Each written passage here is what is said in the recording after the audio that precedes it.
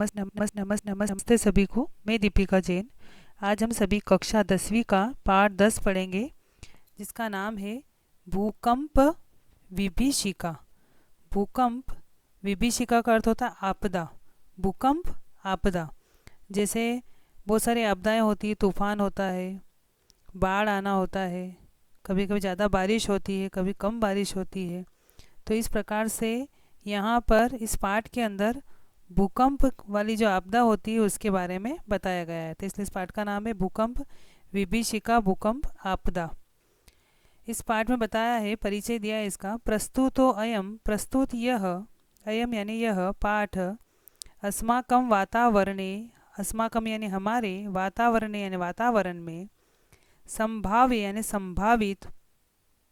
संभाव्यमान यानी संभावित, प्रकोपेशु प्रकोपों में से, अन्य तमाम एक, भूकंप से भूकंप की, विभीषिकाम यानी आपदा का, द्योतयति द्योतक है। प्रस्तुत यह पाठ जो है यह हमारे वातावरण में संभावित जो प्रकोप है उनमें से एक भूकंप की जो आपदा है उसका द्योतक यानी उसके बारे में बताता है। जो हमारे वातावरण में बहुत सारे आपदाएं होती हैं उनमें से एक भूकंप जो आपदा है उसके बारे में इस पाठ में बताया गया है। प्रकृतौ यानी प्रकृति के द्वारा या प्रकृति के द्वारा, जायमान यानी उत्पन्न, प्रकृति के द्वारा उत्पन्न, आपदः यानी आपदाएं जो होती है, तो प्रकृति के द्वारा उत्पन्न आपदा, भयावह प्रलयम, भयावह यानी भयानक प्रलय, सम उत्पाद्य उत्पन्न करके, मानव जीवनम मानव जीवन को, संत्रास्यन्ति यानी पीड़ित कर देती है। ये जो प्रकृति के द्वारा उत्पन्न जो आपदाएं होती है ये भयानक प्रलय को उत्पन्न करके मानव जीवन को क्या कर देती है, पीड़ित कर देती है। ताभी यानी उन प्राणी नाम प्राणियों के, सुखमयम जीवनम सुखमय जीवन को, दुखमयम संजायते दुखमय बना देती है। जो लोग सुखमय जीवन जीते रहते हैं, आराम से जीवन जीते हैं, उन सभी के जीवन को यह आपदाएं जो होती है वो दुखी बना देती है। एताशु प्रमुखा संति, उनमें प्रमुख है जो आपदाएं हमें दुखी बना देती है, वो उन आपदाओं के नाम है कि उनमें से कौन कौन प्रमुख आपदाएं हैं। झंझावात यानी तूफान, भूकंपनम यानी भूकंप, जलोपप्लव यानी बाढ़, अतिवृष्टि यानी बहुत ज़्यादा बारिश होना, अनावृष्टि यानी सूखा पड़ जाना, शिला स्खलनम यानी पत्थरों का खिसकना, भूविदारणम यानी भूमि का पटना, यानी भूमि जो है वह फट जाती है यानी उसमें दरारें पड़ जाती है। ज्वालामुख स्फोटादय, ज्वालामुखी का विस्फोट आदि। अत्र यानी यहाँ, पाठे यानी पाठ में, यहाँ ये जो पाठ जो है इस पाठ में भूकंप विषय, भूकंप के विषय में, चिंतनम विहितम चिंतन किया गया है। यत यानी कि आपातकाले, आपत्ति का जब समय आता है, आपातकाल जब आता है उस समय, विपन्नताम यानी चिंता को, त्यक्त्वा यानी छोड़ करके, साहसेन साहस के द्वारा, यत्नम कुर्म प्रयत्न करना चाहिए, कोशिश करनी चाहिए। यानी इसमें बताया इस पाठ में भूकंप के विषय में चिंतन बताया गया है और उस चिंतन करके फिर ये कहा गया है कि आपातकाल की स्थिति में हमें चिंता को छोड़ करके साहस के साथ कोशिश करनी चाहिए। चेत यानी जिससे क्या हम कोशिश करेंगे उससे क्या होगा, जिससे दारुण विभीषिकया, दारुण यानी भयंकर, विभीषिकया यानी आपदा से, संरक्षिता भवाम सुरक्षित रह सके। जब हम साहस से काम लेंगे तो फिर क्या होगा कि जो भयंकर आपदाएं आती है उनमें हम सुरक्षित रह सकते हैं, और हम डर जाते हैं, चिंता करते हैं तो हम सुरक्षित नहीं रह सकते। इसलिए कहा गया इस पाठ के अंदर कि हम चिंता को छोड़ करके साहस के साथ हम कोशिश करें जिससे इन आपदाओं से हम सुरक्षित रह सकें। अब इस पाठ में भूकंप के बारे में बताया है। यहाँ आगे बताया है एकोत्तर, एकोत्तर यानी एक है बाद में जिसके, उत्तर का मतलब होता है बाद में, बाद में एक है जिसके, द्विसहस्त्र, द्विसहस्त्र यानी 2000, 2000 और बाद में एक है तो इसका मतलब हुआ 2001। क्रिस्ताब्दे यानी ईस्वी में, 2001 ईस्वी में, गणतंत्र दिवस पर्वणि, गणतंत्र दिवस पर्व यानी जब गणतंत्र दिवस का पर्व था, यानी 26 जनवरी जो होती है, तो गणतंत्र दिवस का जब पर्व था उस समय में, यदा यानी जब, समग्रमपि यानी पूरा, भारत राष्ट्रम यानी पूरा भारत देश जो है, वह नृत्य, नाचने और गीतवादी त्राणाम गायन आदि में, नृत्य और गायन आदि के उल्लास यानी उल्लास में मग्न आसित मग्न था। जब गणतंत्र दिवस का पर्व था और पूरा भारत देश जो है वह नाचने और गाने के उल्लास में व्यस्त था, मग्न था। तदा अकस्मात देव, तब अचानक ही गुर्जर राज्यम, गुर्जर यानी गुजरात, राज्यम यानी राज्य, गुजरात राज्य में पर्याकुलम, पर्याकुलम यहाँ का मतलब होता है परि यानी चारों तरफ से, अकुलम यानी व्याकुल हो जाना, चारों तरफ से व्याकुल होना। तो जब गणतंत्र दिवस के पर्व पर पूरा भारत देश नृत्य गायन आदि के उल्लास में मग्न था, तब अचानक ही गुजरात राज्य व्याकुल, विपर्यस्तम यानी अस्त व्यस्त, क्रंदन विकलम चीखों से युक्त, और विपन्नम च यानी और विपन्नम का मतलब होता है दुखी, जातम यानी हो गया। गणतंत्र दिवस के पर्व पर जब पूरा भारत राष्ट्र नृत्य गायन आदि के उल्लास में मग्न था, तब अचानक ही गुजरात राज्य जो है वह चारों तरफ से व्याकुल, अस्त व्यस्त, चीखों से युक्त और दुखी हो गया। क्यों हुआ था दुखी? क्योंकि वहाँ पर भूकंप आया था। भूकंपस्य दारुण विभीषिका, भूकंपस्य यानी भूकंप जो था, उस भूकंप की दारुण यानी भयंकर, विभीषिका यानी आपदा ने समस्तमपि पूरे गुर्जर क्षेत्रम गुजरात क्षेत्र, च यानी और विशेषण यानी विशेष तौर पर कच्छ जनपदम यानी कच्छ जो जिला है उसमें ध्वंस अवशेषु, ध्वंस अवशेषु का मतलब होता है जो खंडित टूट चुके हैं, ध्वस्त हो चुके हैं, ऐसे खंडित अवशेषों में परिवर्तितवती, परिवर्तित कर दिया। जो आपदा आई थी भूकंप की, तो इस भूकंप की आपदा ने क्या करा, पूरे गुजरात राज्य और विशेष तौर पर जो कच्छ जिला जो था उसको खंडित अवशेषों में परिवर्तित कर दिया। यानी बाद में केवल अवशेष बचे, यानी नष्ट होने के बाद जो थोड़े बहुत उसका अवशेष वस्तु बच जाती है वह कहलाता है ध्वंस अवशेष। तो यहाँ पर जो खंडित अवशेष थे उसमें परिवर्तन कर दिया। भूकंप से केंद्र भूतम, भूकंप का केंद्र कौन था? भुज नगरम, भुज जो था गुजरात का जो भुज नगर है वहाँ पर ये भूकंप का केंद्र बना था। केंद्र का अर्थ होता है कि जहाँ से पृथ्वी का कंपन सबसे ज़्यादा होता है और उस जगह को केंद्र माना जाता है। जहाँ पर कंपन उठता है उस जगह को हम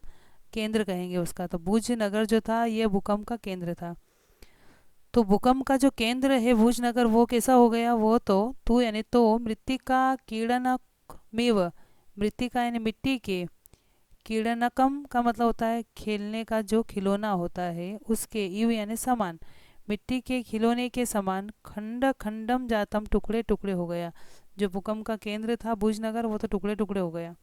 बहुभूमिकानी, बहुमंजिला जो भवनानी मकान थे, क्षणे नेव क्षण भर में ही, धराशायिनी जातानी धराशायी हो गए, यानी वह बिल्कुल टूट चुके थे। उत्खाता, उत्खाता यानी उखड़ गए। विद्युत दीप स्तंभा, विद्युत दीप स्तंभा का अर्थ होता है जो बिजली के खंभे थे वह उखड़ गए। विशीर्णा, बिजली के खंभे जो है वह उखड़ गए। और विशीर्णा का अर्थ होता है टूट गई। गृह सोपान मार्गा, गृह यानी घर की, सोपान मार्गा यानी सीढ़ियाँ, घर की जो सीढ़ियाँ थी वह क्या हो गई? टूट गई। फाल द्वय, दो टुकड़ों में, फाल द्वय का अर्थ होता है दो, दो टुकड़ों में। अब दो टुकड़ों में क्या हो गई? विभक्ता भूमि, जमीन जो थी, भूमि यानी जमीन, विभक्ता यानी बढ़ गई, दो टुकड़ों में भूमि बढ़ गई। भूमि गर्भाद ऊपरी, भूमि का जो गर्भ है उसके ऊपर से निसरंती भी या निकलती हुई, भूमि के गर्भ के ऊपर निकलती हुई। दुर्वार, दुर्वार यानी जिसको हटा नहीं सकते, तो जिसको हटाया नहीं जा सकता ऐसी जल धारा भी, यानी पानी की जो धाराएं हैं, जल धाराएं जो है उससे क्या हो, उसके द्वारा, यानी भूमि के जैसे दो टुकड़े हुए तो जो नीचे का जो पानी था वो ऊपर आ गया, तो भूमि के गर्भ के ऊपर निकलती हुई जिसको हटा भी नहीं सकते ऐसी जो जल धाराएं हैं उससे क्या हो गया? महाप्लावन दृश्यम, महाप्लावन दृश्यम यानी बाढ़ का दृश्य जो है वो उपस्थितम बन गया, वहाँ पर ऐसा बाढ़ का दृश्य बन गया। सहस्त्रमिता यानी हजारों, प्राणीनस्तु, प्राणी जो है क्षणे नेव मृता, क्षण भर में ही मर गए, हजारों प्राणी उस समय क्षण भर में ही मर गए। ध्वस्त भवनेशु, ध्वस्त भवनेषु यानी जो टूटे हुए घर थे, तो उन टूटे हुए घरों में संपीड़िता पीड़ित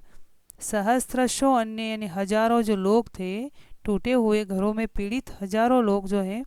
सहायता अर्थम सहायता के लिए करुणम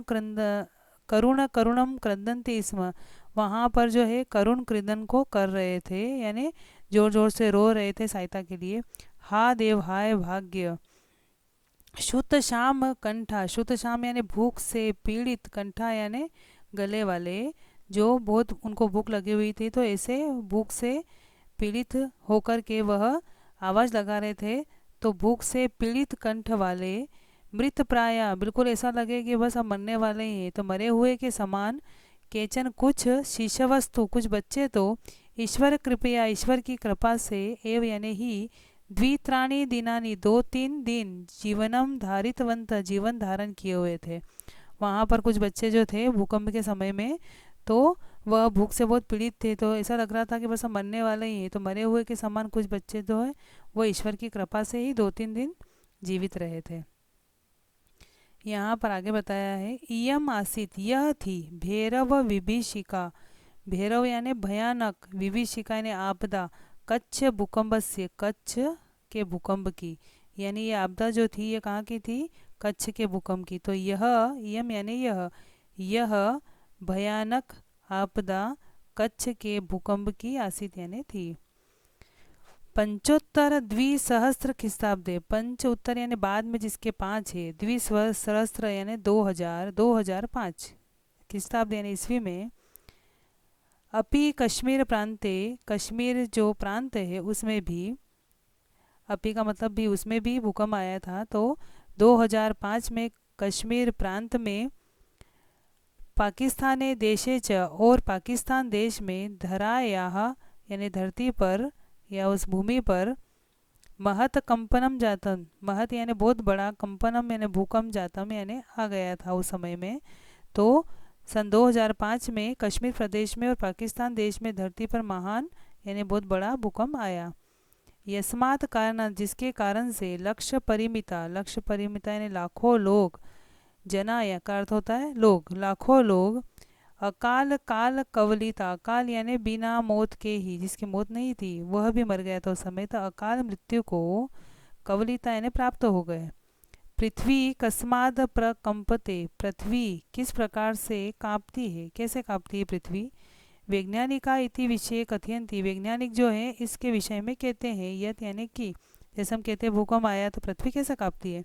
तो इसके बारे में वैज्ञानिक कहते हैं कि पृथिव्या अंतर्गर्भे, पृथ्वी जो है उसके गर्भ में यानी अंदर, पृथ्वी के अंदर बहुत नीचे, तो पृथ्वी के गर्भ में, विद्यमान बृहत यानी बहुत बड़े बड़े, पाषाण शिला यानी पत्थर जो होते हैं, क्योंकि पृथ्वी के नीचे पत्थर है, तो यहाँ पर बताया है कि पृथ्वी के गर्भ में विद्यमान बहुत बड़े बड़े पत्थर जो हैं उनके टुकड़े, शिला यानी टुकड़े, पाषाण शिला यानी पत्थरों के टुकड़े, यदा यानी जब, संघर्षण वशात, संघर्षण के कारण यानी आपस में टकराते हैं उसके कारण से, त्रुटियंती टूट जाते हैं, क्योंकि पृथ्वी के नीचे जो पत्थरों की जो परत है, तो यहाँ पर बताया है कि पृथ्वी के गर्भ में विद्यमान जो बड़े बड़े पत्थर हैं उनके टुकड़े जब आपस में टकरा कर टूटते हैं, तदा जायते तब उत्पन्न होती है, भीषणम संस्कलनम, तब भीषण संस्कलन उत्पन्न होता है। संस्कलन का मतलब होता है पत्थर का एक स्थान से हट जाना, मतलब वो टकरा कर उनके वो छोटे टुकड़े होते जाते हैं और भी वहाँ से वो हट जाते हैं, तब अत्यधिक संस्कलन होता है, यानी पत्थर का एक स्थान से हटना होता है। तो उस संस्कलन के कारण क्या होता है, संस्कलन जन्म, संस्कलन के कारण कंपनम च, कंपन उत्पन्न होता है। कोई भी चीज़ एक जगह से हटेगी तो ऊपर की चीज़ नीचे आएगी, हिलेगी, तो इस कारण से पृथ्वी हिल जाती है। तदेव तब ही, भयावह कंपनम धराया, तब भयानक कंपन जो है, धराया यानी जो धरती है, तभी कंपन जो है पृथ्वी के ऊपरी तल पर, अपी भी आगत्य आकर के, महाकंपनम बहुत बड़ा कंपन, जनयति उत्पन्न करता है, क्योंकि पृथ्वी के गर्भ में ये कंपन होता है, लेकिन यही कंपन संघर्षण के कारण ऊपरी तल जो है उस ऊपरी तल पर भी आकर के महान कंपन को उत्पन्न करता है। ये न जिससे महाविनाश दृश्यम सम उत्पत्ति, से महाविनाश का दृश्य उत्पन्न हो जाता है, सब जगह सब चीज़ें नष्ट हो जाती है।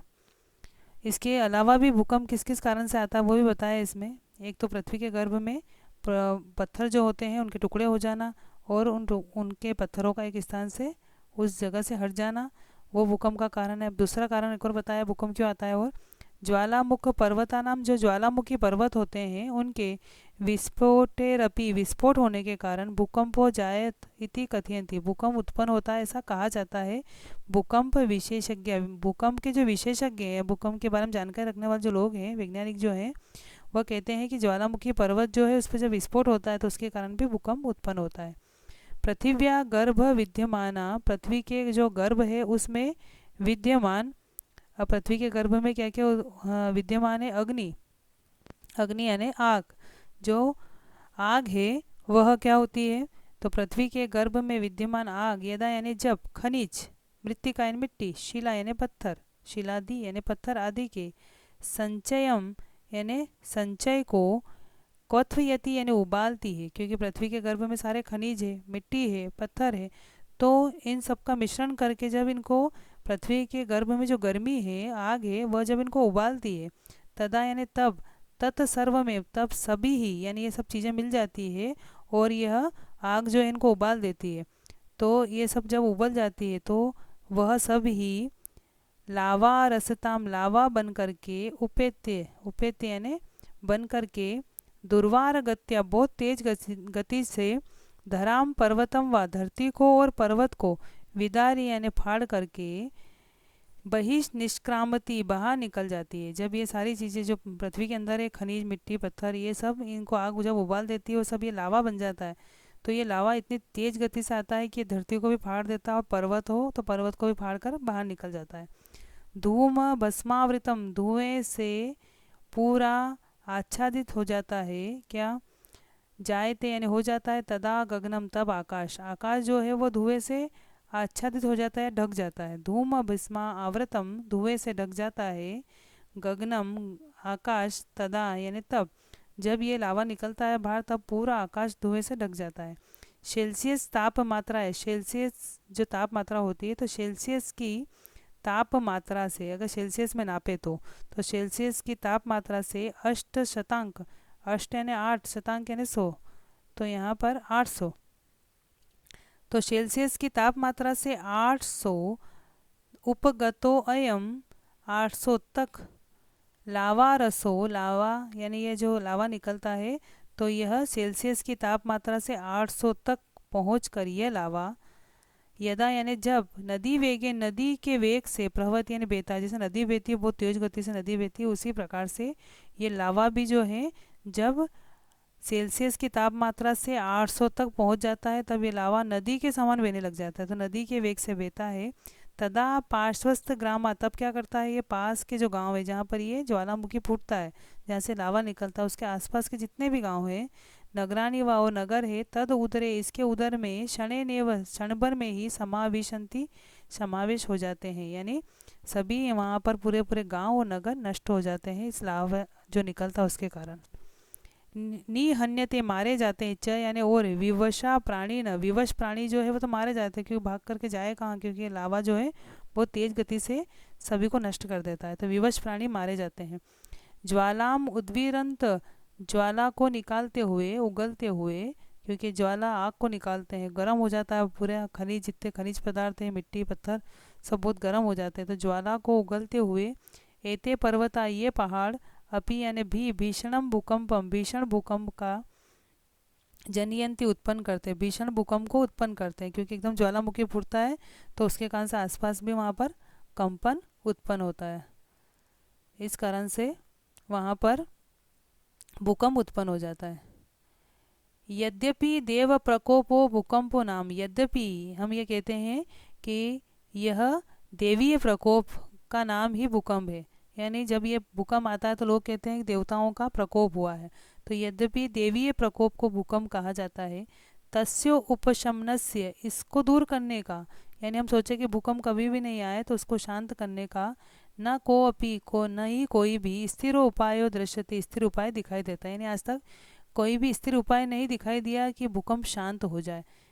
कोई भी वैज्ञानिक ये नहीं कह सकते कि इसकी वजह से भूकंप नहीं आएगा, भूकंप तो आएगा, वहाँ के जो गांव है उनको पहले से ही खाली करा दिया जाता है। बाकी इसका कोई स्थिर उपाय नहीं है कि भूकंप कभी नहीं आए,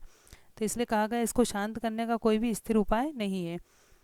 प्रकृति समक्षम अद्यापि, प्रकृति के सामने आज भी विज्ञान गर्वितो, विज्ञान से घमंडी, यानी हम ये कहें कि विज्ञान के पास सब चीज़ों का उपाय है, लेकिन प्रकृति के सामने आज भी विज्ञान का घमंड करने वाला मानव जो है, वामन कल्प बोने के समान ही तथापि, यानी बोना ही है, वामन कल्प का मतलब बोना ही, एव यानी ही, बोना ही है, यानी अभी भी अपने आप को छोटा ही समझे। जो भी इंसान ये सोचता है कि आज विज्ञान ने कितने आविष्कार कर लिए और इस प्रकृति से बड़ा विज्ञान है, तो कभी भी ऐसा नहीं हो सकता, क्योंकि प्रकृति के सामने आज भी विज्ञान का जो घमंड करने वाला इंसान जो है वह बोना ही है, यानी छोटा ही है।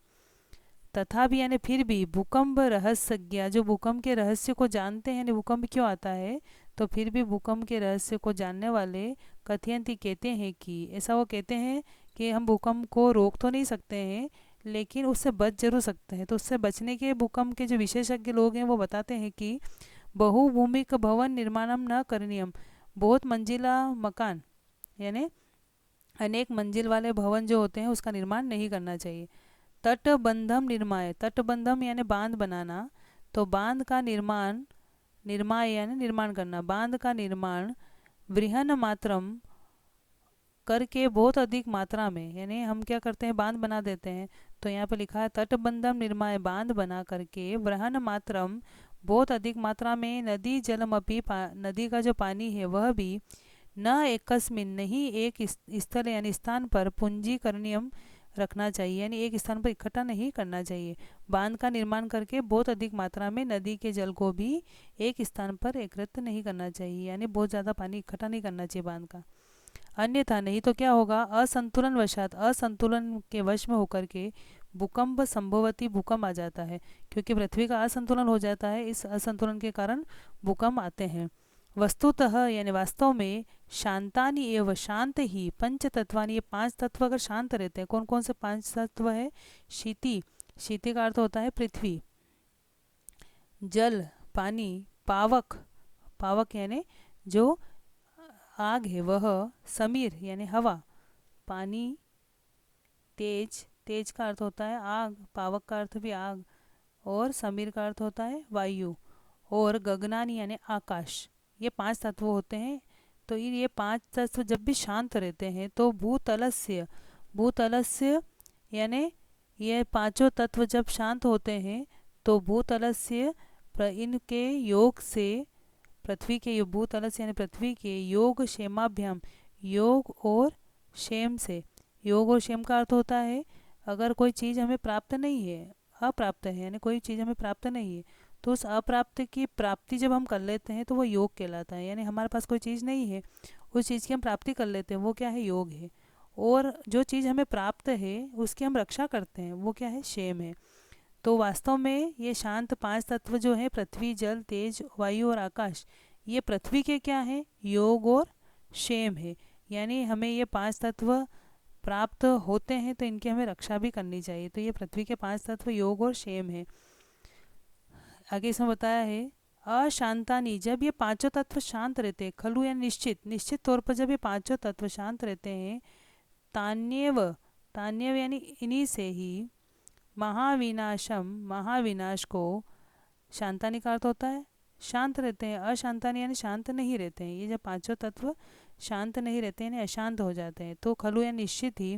तान्यव इनसे ही, महाविनाशम, महाविनाश, उपस्थापयंती उत्पन्न हो जाता है, निश्चित ही अशांत के ही